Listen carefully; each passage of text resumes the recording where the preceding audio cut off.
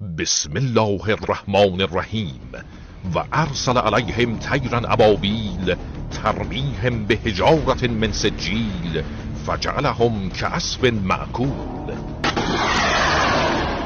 تجلی جلوه هایی از شکوه اقتدار، امنیت و توان نظامی ایران اسلامی با انبوه پهپادهای بومی و ایرانی.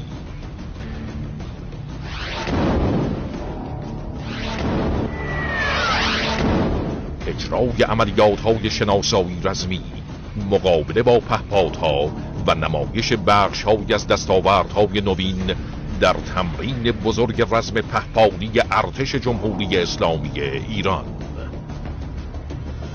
دیماه 1399 آسمان ایران اسلام.